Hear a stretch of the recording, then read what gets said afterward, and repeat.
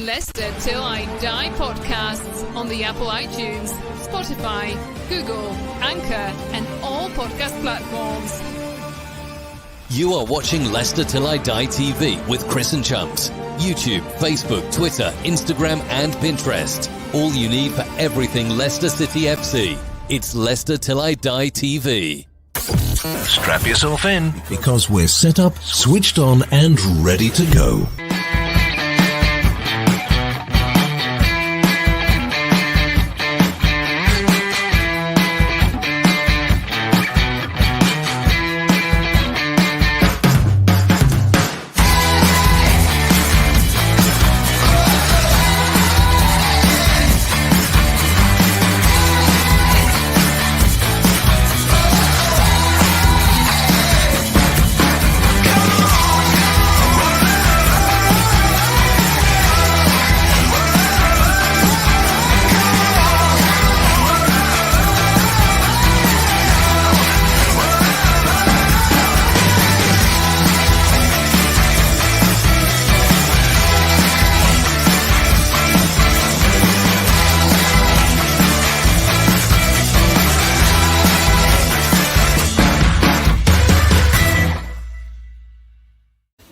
Hi everybody, Jerry Taggart here. Now be sure to watch Chris and Leicester Till I Die TV by subscribing on YouTube and following them on social media for all the latest Leicester City news and information. Come on you foxes!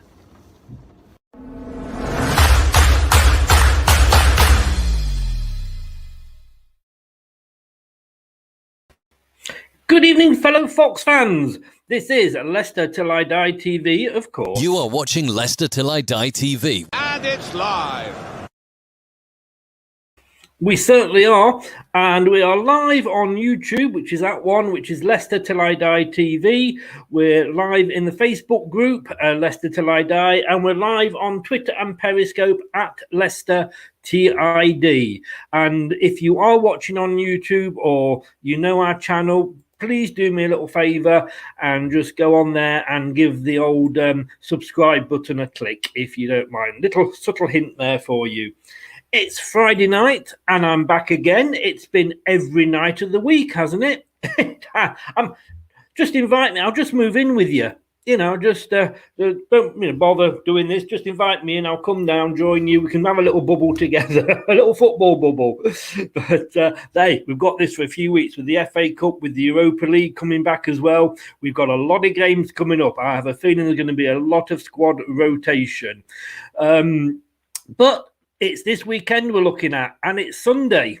And we are 2:00 kickoff, travelling across the Midlands to the Molineux Stadium.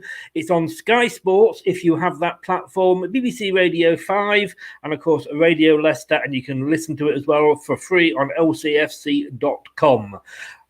We are going to speak now to Ed, who is a Wolves fan, but, you can't hold that against him. Ed Haguey from Wolves fan podcast, Wolves VAVEL, or VAVEL, I can't. He's going to pronounce it for me properly now. Good evening, Ed. Hiya. Yeah, Wolves VAVEL, yeah. VAVEL. I did ask you before, and I still got it wrong. No, don't worry. How are you doing? I'm very good, thank you. I'm very good. Again, I haven't done much today. We're just chilling in lockdown. But yeah, I'm doing as best as I can. Thank you very much. How are you? I'm not so bad. Aren't we all just chilling in lockdown? One day seems to merge into the other. Thank God for football, and thank God there is so much football on. And definitely, and things like this to keep us occupied. Like I say, this is my 5th one this week. Tomorrow night, I don't know whether I'm happier or the viewers are happy. I've got a night off. You're putting in the work. You are. Respect it. I know. If only I got paid. Wolves VAVEL, tell us about it. So we're an online website, pretty much. We've got writers for pretty much all the definitely all the teams in the Premier League, all the teams around Europe, and we produce written content, which goes out online. So it's sort of like as I said, an online newspaper. And then we recently started branching out into at Wolves VAVEL. We started a podcast on Spotify, and we started a YouTube channel. I know the Arsenal VAVEL team have started a podcast as well. So we're sort of trying to branch out from that written content, but that's predominantly what we are. We're a written newspaper with writers, and we're trying to branch out really. And they can find that just by searching Wolves VAVEL, can they? Yeah, just vavel.com, and that's it. And then it'll take you onto the page, and then the world's yours. There's so many articles on there. There's so many articles. Going to say good evening to the Bronze Plumber. Thanks a lot for joining us. I don't think you'll get many people agreeing with you here, and hopefully you're saying this a little bit tongue-in-cheek. Too many games, too many injuries, ditch the European Cup. Oh, I've got to say no to that. I'm sorry, Bronze Plumber there. You get a big fat I've got to ask you, Ed, do you see Leicester? I mean, for me, I never used to be bothered about Wolves. I started, not to put it too bluntly, hate Wolves. And you're probably too young to remember this, but when Mark McGee left us and walked out from us to you, and I don't know whether you remember Mark McGee or not. I mean, you look too young, I've got to be honest with you. But I'll take that as a compliment. Yeah, no, I don't really remember Mark McGee. But my parents have told me stories about him and stuff like that. That was. Let me just take the knife out the back there. Parents, thank you for that. No, I mean, typical fan here. We poached him from Reading, which was fine, but you poached him from us, which was like, that can't be done. I think what hurt for a lot of Leicester fans that when he left and went to Wolves, that he left us to join a bigger club. And I think it was that sentence that we will always remember him for, especially as we went on under Martin O'Neill, who replaced him to obviously bigger and better things, and it took you a while to sort of catch us up. But do you see us as rivals? I mean, obviously West Brom are your big ones, obviously. Yeah, Villa and West Brom's the big one. I don't see Leicester as rivals in terms of local or... I think the only rivalry we see with Leicester is... well, in previous season, challenging for that top 6 or that top 7. Obviously, not so much anymore. But I don't. Obviously, it's you're a Midlands club, and so are we. But no, I don't see any rivalry in there. And I think a lot of the fans coming through right now that aren't aware of that Mark McGee situation won't see it as a rivalry. They'll just see it as another team trying to get in that top 7. So that's the way I'd see it. I think possibly, I know for a while, we were struggling to find another Midlands club in the Premier League to actually call a rival. But and it's nice to have you back, so we've got some points we can win. But we're pretty close. I mean, we've played each other 7 times in the Premier League. We've beaten you twice, you've beaten us twice, and we've got 3 draws. They're always tight games between us, aren't they?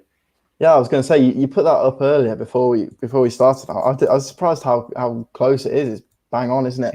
Yes. I think, they always have been close games, and they always have been, I think, cagey tactical affairs. I think neither side...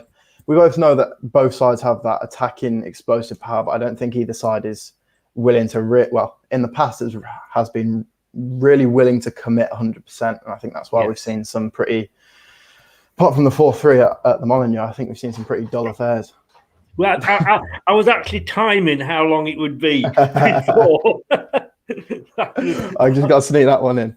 Yes, yeah. A lot of whenever we do these sort of things, like Liverpool and Man City fans always say they're counting down how long till we mention the Premier League win. I knew that would come up. That said, I think that was probably the last game that was actually even remotely exciting. I mean, last season, obviously we met twice, and they were both 0-0s. Although that first one, if I remember, was very controversial for a VAR decision. Yeah, VAR was that again. We don't have the best of luck with VAR against Leicester. I think when the first season it was brought in, I think Bolly's handball. We had a goal ruled out for Bolly's handball, which was tight, and I think Neto or one of our fullbacks was tight again. But I think the Premier League as a whole, I think there's still some terrible decisions, but I think we're getting more used to VAR now. So hopefully we won't see any as much as them. Just to touch on VAR, I mean, it's quite funny that it's like anything else. If a decision goes your way, it's marvellous. If it doesn't go your way, it's useless. Pretty much like the ref. I mean, how many times the fans, we had a bad ref today and all the rest. Oh, definitely, yeah. We all used to blame the referee. Now we're all blaming VAR. Is there any difference? Should we go back to just having refs and it being down to human choice, or should we stick with VAR, which, let's be honest with you, is getting so cynical? You get armpit hair and you could be offside. I think this is a very personal opinion, and I think a lot of fans might not agree with me. But I personally like VAR, and I think it is good for the game. But I think it's the use of VAR that's really hampering it. I think if you look at when it was first brought in and how they said they were going to use it was for clear and obvious errors. And I think if you have to zoom in and draw little lines on a pitch to see if it's offside, that's not a clear and obvious error. So I think they're using it too frequently.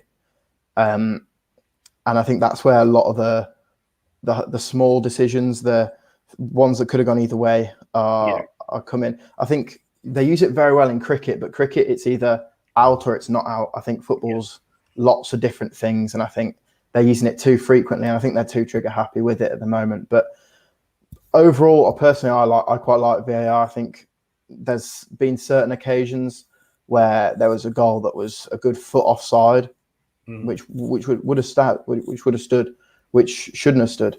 But I think, as I said, they're too trigger happy, and I think they're not using it just for clear and obvious error. I think they're checking every goal, which I don't think it should be. I know. Should it be a case of, like you say, if the referee's not seen it, then obviously it's a tight decision.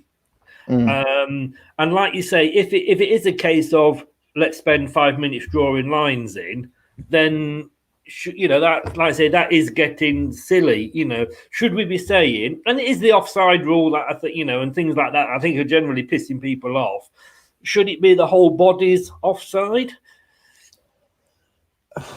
I don't know. It's one of them. The rules are very, very up in the air at the minute. I think we saw with Villa against City with Tyrone Mings being robbed of the ball from Rodri coming back from an offside position. I think the rules are, I don't think they're quite right at the minute, and I think they need to be looked at properly.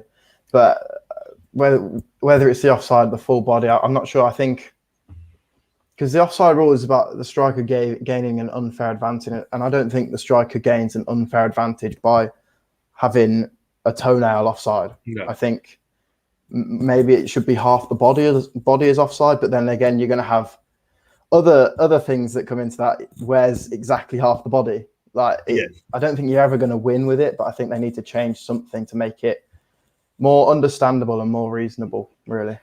I think they've tried to introduce VAR with the rules as they were, but the rules as they were suitable for VAR. It all needs to be looked at together. But let's hope it is it's a project in the making, as they say, and it will get better each year, each season. But hopefully, we had a penalty. Talking about penalty decisions and VAR, we had a penalty in the last game against you.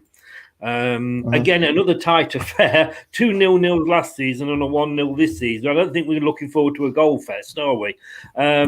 Memories of that game? Not too much, really. I think with the majority of our games this season, they've been just boring affairs. I think we've been poor. Everyone knows we've been poor this season, and the stats show that we've been poor this season. But I think, again, it's just a boring game. I can't really recall the game. I mean, yeah. Just to say, somebody's asked here, and Stephen Collins. Good evening, Stephen. Thanks for joining us.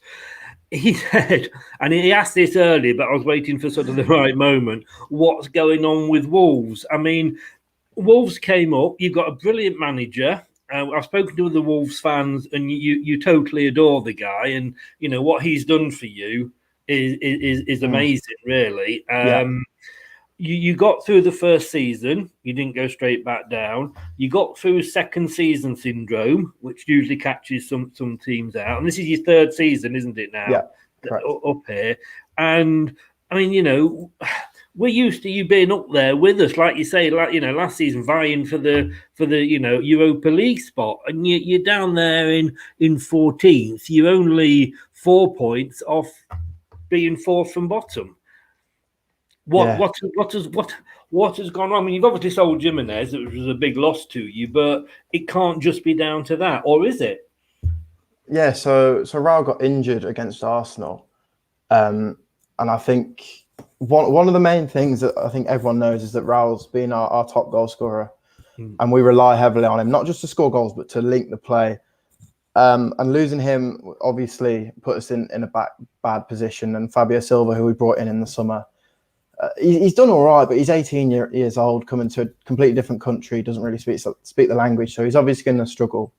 Yeah. And I don't think we've had a platform really going forward. So I think if we win the ball, we clear it, it just comes straight back. And I think that's one of the main issues, along with the lack of goals. But I think recently, for some reason, I can't put my finger on it, we've become so sloppy at the back, and we've started to have so many unforced errors that in the first 2 seasons weren't there, whether that's lack of confidence due to Raul's injury. If you see not just your teammate, probably a very close friend, if you see a close friend going up with a header and then cracking his skull open, it put me off playing football, and I don't even know Raul Jimenez. Yes. So it's obviously going to have some effect on the player's confidence. But yeah, the amount of silly, unforced errors, poor defensive tackles that we started to creep into our game, it's become concerning. But I think hopefully the Arsenal game, the Arsenal win, although it was against 9 men, we did look, in the second half, we did look sort of back to the Wolves of a few seasons ago. So hopefully that can kickstart our confidence. I think that's the main thing with Wolves, is confidence. And if we can get the confidence high, we can get fast attacking football going again. I think we can turn a corner. Say good evening to Josh Holland, one of your Wolves VAVEL mates. Says you're smashing it there.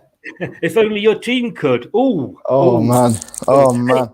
I never don't knock the 9-man. Man United beat Southampton the other night. They equalled our 9-0 against them, but we did it on a wet Friday away from home against 10 men. They did it on a normal day at home against 9 men. So you shouldn't knock it. But I mean, looking at your recent form, you have got that Arsenal win under your belt. Before that, it isn't top half performance, and obviously the one that stands out there is obviously the West Brom one. I hate to mention it, but losing to your biggest rivals is the worst thing that can happen, really, isn't it? But you've got Everton, and you managed to draw with Chelsea, Crystal Palace. Surely Palace, certainly out of all of those, and West Brom, are teams you would have been looking at getting 3 points off.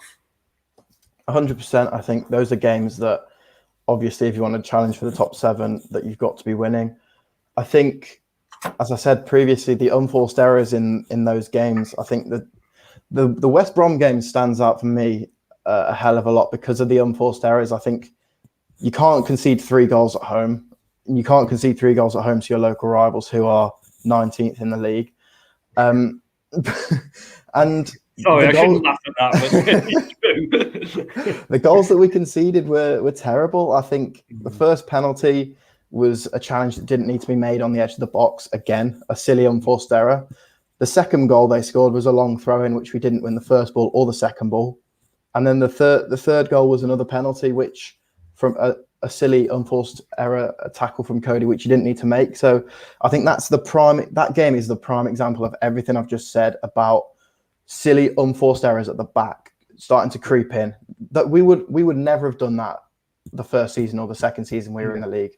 We would never have done that. We would have just stood on the edge of our box and not let them get through, rather than go to win the ball. And I think it might be down to the lack of confidence, that they're snatching at things and making poor decisions.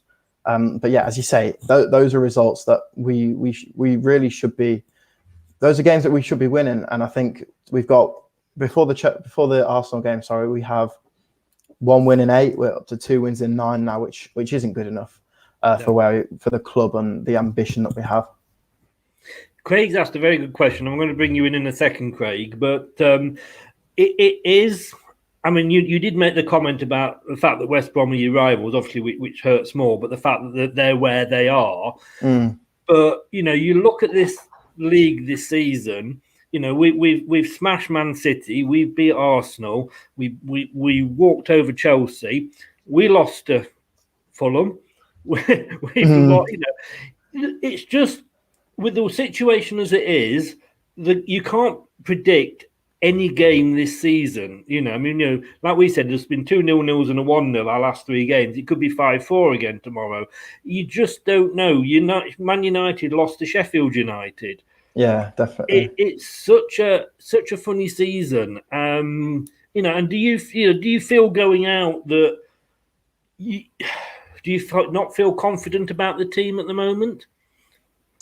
I think I feel confident. I think before every game I predict the Wolves are going to win because that's just the type of person I am. I think we've got the quality in the squad is there for everyone to see. I think you don't have a midfield of Ruben Neves and João Moutinho, 2 Portuguese internationals, and not be confident that you're going to win the game. I think, as I said, it's just we've obviously been missing a goal scorer, which has become very paramount, and we brought in Willian Jose from Real Sociedad on loan, who against Arsenal did look very good. So that's hopefully something that we can build on.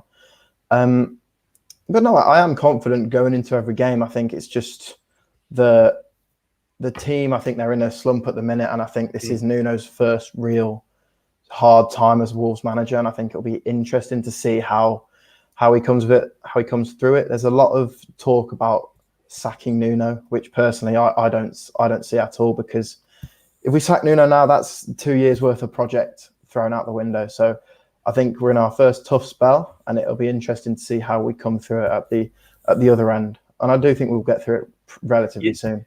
You can read my questions here, because my next question was, I know there's not been that many managerial changes this year. West Brom is obviously the main one, and I think that was done way, way, way too quickly and isn't working out that brilliantly for them. But yeah, like you said, surely you've got to stick with Nuno. There are 3 worse teams than you, at least in that division this season.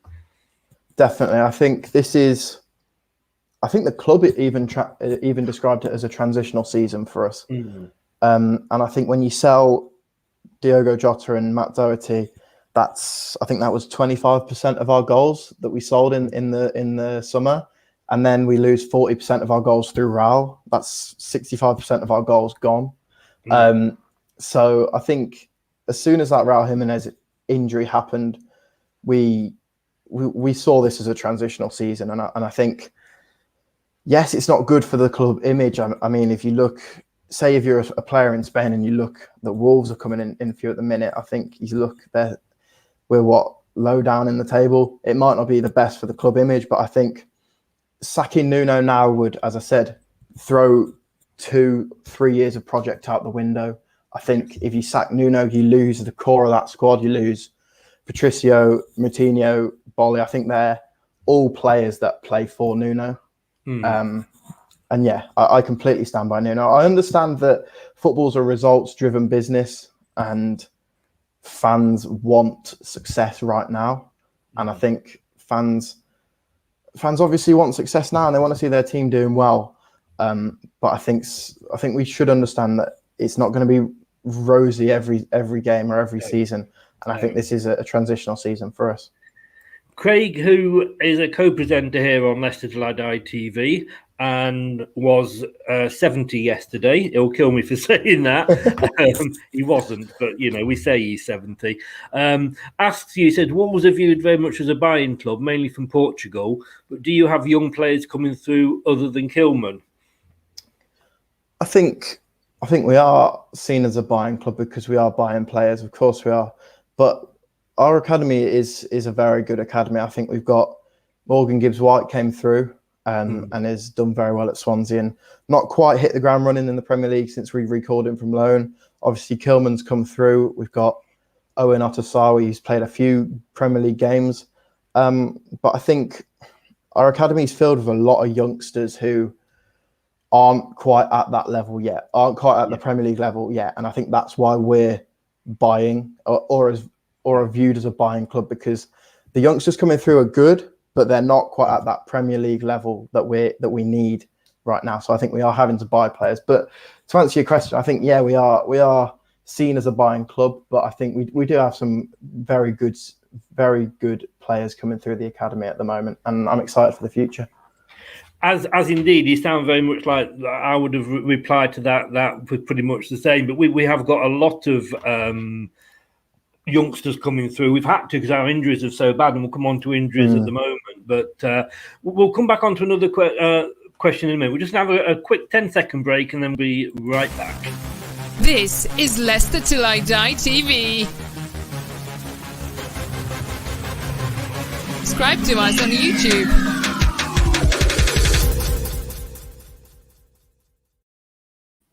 Please do press away on that subscribe button.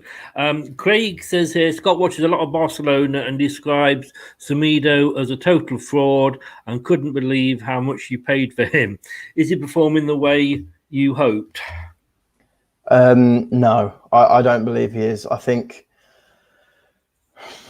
he's come with the name of being a Barcelona player, and I think he took a lot of time to settle in. He was very, very poor at the start of the season. He was costing us games and costing us points. And I think we have seen a development in Semedo in recent weeks. I think he's adapted to English football very well recently. He didn't at the start, but he's starting to come good now. But I think, as you said, defensively, he's not. I don't believe he's there yet. I don't believe he's good enough defensively. But going forward, he seems to be one of our most adventurous. That's the way I describe him. Adventurous players. You know, he pops up, he shoots from 30 yards, stuff like that. So I think going forward, he's decent, but at the back, he is our liability, and he is our weak point in that team. And I think, as you say, he's come from Barcelona. He's become with this big price tag and this big name of being a Barcelona player. And I think he hasn't lived up to that yet. Yeah. Yet. Hopefully he does. That's what I'm saying. Yet. Yeah. I want to talk Europa League just briefly, because to me, Wolves were the team that kind of broke the mould, because before that, a few teams had got into the Europa League. Mm-hmm. They then struggled the following season when they were in, because it was this, we're having to play Thursday night excuse. And yet, you know, those that played in the Champions League were playing on the Wednesday night and Saturday, and it was just a case of playing Thursday and Sunday. But you kind of really broke that mould and carried on and still had a good season. And I think was it the quarterfinals you got through to? Yes. Yeah. Yeah. But you had a good season while still competing very strongly, like I say, in the Europa League. Yeah, we did. I think we were lucky with injuries last season. We didn't have hardly any injuries, and the season before that, the first season we were in the Premier League, I think one of the things that I doing well down to is the lack of injuries. And this is the first real season that we've started to experience injuries. But I think with the Europa League, it is hard because you're obviously playing a lot of games. But I don't know. I think it's the way that the manager handles the players is really important. I think the manager being smart about how he uses the players. If, I don't know, you're winning a game 2-0 at halftime, is he going to take some of the players off that are going to play on the weekend and stuff like that? But yeah, we did really well last season, especially with the Europa League. I think Burnley did it the season before us, or a few seasons before us. Yeah. They really capitulated and struggled. Yeah. But I think we did well. I don't really know what to put that down to. I think our fitness as a club, as a team, is extremely high, and we were lucky with injuries. But I think credit has to go to Nuno with that, because he did very well with managing the players. I was going to say, was there a lot of squad rotation? Not too much, actually. I think Nuno said from the minute he came in that he likes a small squad, and I think we're paying the price for having a small squad now. But I think last season, Cody played every game. The back three was pretty much the same, as was the midfield, as was the front three. There was the odd rotation with Adama coming in and then dropping out. But I think Adama is a prime example of player management. I think we obviously know Adama Traore's game. It's very powerful and it's very explosive. And I think you can't have Traore playing Thursday and Sunday. So I think Nuno played him on Thursday and then brought him off the bench on Sunday. That's a prime example of player management with a lot of games, and I think he was very good with that. But to answer your question, no, there wasn't that much squad rotation. I think we were just lucky with injuries, really. To be honest with you, I could have answered that exactly the same for Brendan Rodgers. You know, we had a lot of injuries at the start, and he had to sort of do a bit of rotation. But yeah, like you say, players were coming. You know, once we were winning the game, players were coming off. It was very good, like you say, tactical management. So I'm going to ask you to name 2 players now. One of them is, who's going to be the biggest threat to us from Wolves on Sunday? I'd say Pedro Neto. I think he's been brilliant this season. He's filled the void for Diogo Jota, and probably even better Jota, because at the end, it was clear Jota didn't want to play for us. He wasn't in the starting 11 when he left us. And I think Pedro Neto's really this season come on leaps and bounds. And I think he is our most attacking player. I think he's our player that's going to create something from nothing. And I think that's a player that Leicester really have to watch out for, is Pedro Neto. And secondly, looking at it the other way, who's the player you most fear from Leicester City? From Leicester City, I'd say James Maddison. I think Maddison is, at the moment, he's very, very impressive. I think the way he controls the game, and again, like Neto, makes something out of nothing. I think with the way we defend, it's very back 5, then the midfield. I think Maddison, if he can drop in between and create some holes and pick up some gaps, I think he can cause Wolves a lot of issues. And finally, almost finally, I should say, what are you like? And this is going to seem like an odd question. What are Wolves like at defending set pieces? We've always. I'll tell you the reason I asked that, because we've yet to score a goal this season. I wish it was this weekend. We have yet to score a goal this season direct from a corner kick. You know, I think we're the only team we have got, but they've been short corners. But we're trying to find a team that's useless at defending corners that we might get a goal from a corner from. Well, you might get lucky this weekend, because sometimes we're very hot and cold with set pieces. Sometimes we look like we're not going to concede at all, and sometimes we look completely vulnerable. We mark zonally, and I think against Brighton in the 3-3 draw, we had Ruben Neves marking their 6'7" left back, Lewis Byrne, I think Dan Byrne. So I think we're poor, and I'm not a fan really of zonal marking. So I think you might do it this weekend.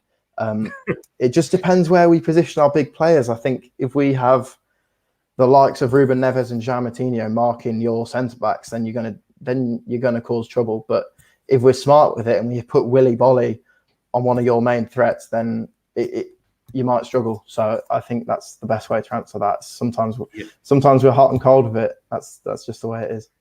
Well, fingers crossed that it will happen one day. My pre-match guy, Josh, before every game says, this is going to be the one. This is going to be the one. And it's yet to be. It is rather embarrassing.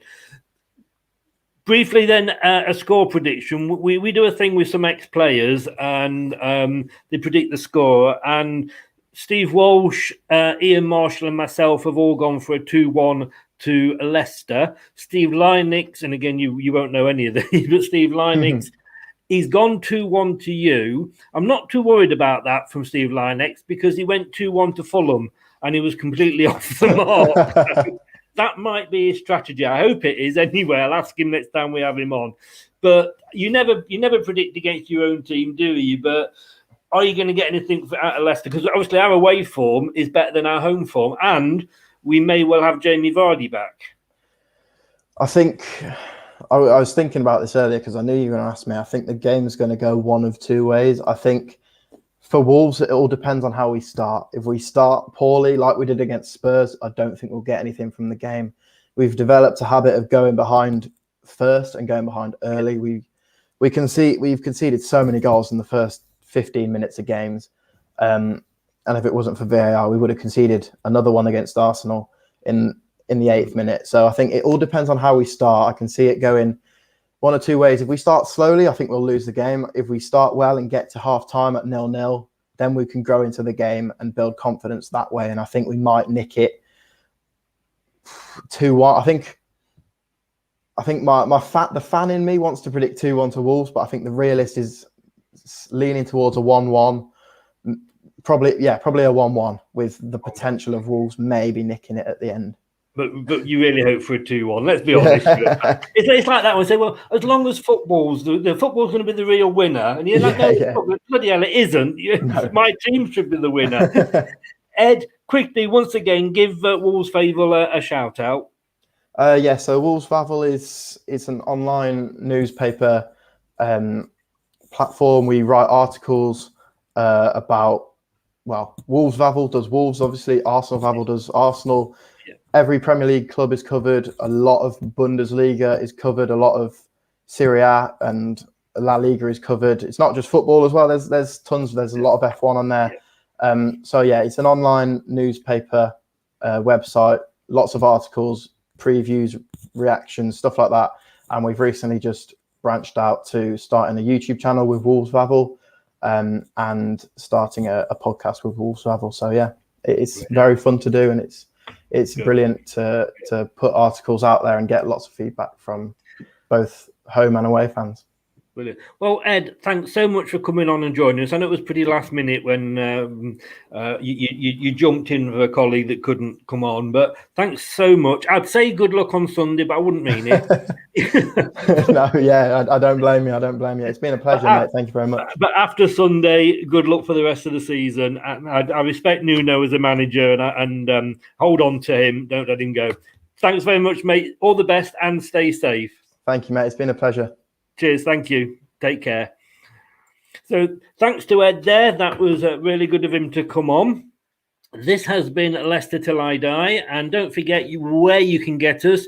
You can get us on YouTube, Leicester Till I Die TV, Twitter and Periscope at Leicester TID, Facebook, obviously Leicester Till I Die. We're also on Instagram, Leicester Till I Die 1. And if you want to catch us up and listen to us rather than watch us, we are on all the best podcast sites, including Google, Apple iTunes, Spotify, and Anchor, which is now owned by Spotify. So, gets confused. We're on all the best podcast sites. Day off tomorrow. Yay! You're saying we're not going to have to put up with Chris again. So we're going to be back on Sunday for the game. Like I say, it is a 2:00 kickoff. You can find it on Sky Sports if you have that platform. There are obviously other platforms that are available, maybe not as legal. BBC Radio 5, Radio Leicester, and lcfc.com you can pick it up from. I will be back with Josh at 1:15 for the pre-match show, and then with Brad and hopefully Julian Watts, the ex-Fox, at about 4:40 when we've all calmed down and either got drunk because we've won or thrown the cat out the window if we've lost. We'll win though, won't we? Fingers crossed. Take care, guys. Leicester Till I Die podcasts on the Apple iTunes, Spotify, Google, Anchor, and all podcast platforms. Thanks for watching Leicester Till I Die. This is Chris saying goodbye and see you next time.